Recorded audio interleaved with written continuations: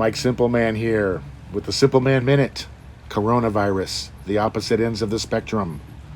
Here's a hypothetical normal distribution curve representing various levels of concern about coronavirus by the U.S. population. The red section on the left represents those of you that think this is all overhype. You want your bars and restaurants open. You want to keep going to the parks in New York as you've been doing, despite medical professional warnings. You think the medical experts in government are stretching this way out of proportion. Let's look at some numbers quickly. Coronavirus cases are rising exponentially. Your lack of compliance with health practice mandates will make it continue to rise over the coming weeks and maybe months.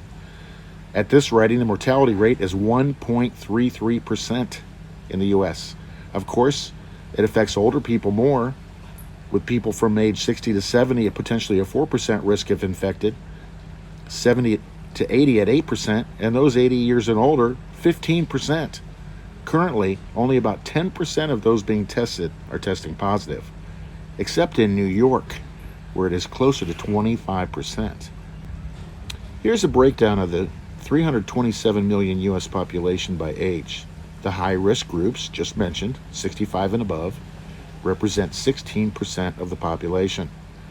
22% if you consider 60 and over. Now let's look at the last pandemic situation we had like this, the swine flu back in 2009. Over 60 million Americans contracted this, representing almost 20% of the population. But the mortality rate was only 0.02%, compared to the 1.33% we are at currently with coronavirus.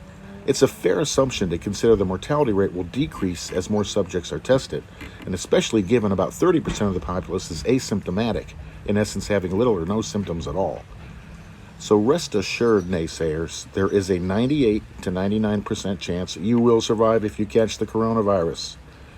But if the same infection rate of 19.7% occurs with coronavirus as in swine flu, and the Dr. Oz mortality figures for old farts like me are anywhere near accurate, 865,000 Americans would die from coronavirus.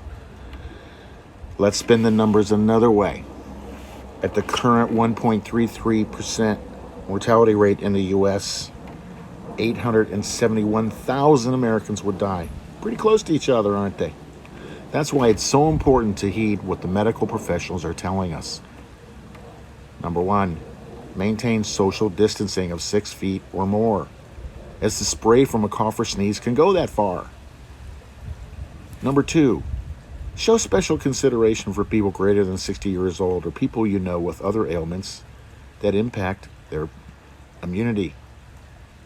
Number three, cover your face when you cough or sneeze, please, to minimize the spray.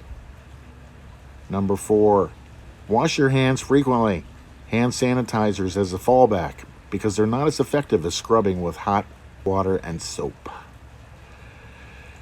And lastly, if you get sick, for crying out loud, don't barge into the hospital or doctor's office and infect everybody else. Call your doctor. He or she likely has a side door to get you in and can be prepared with the necessary personal protection equipment.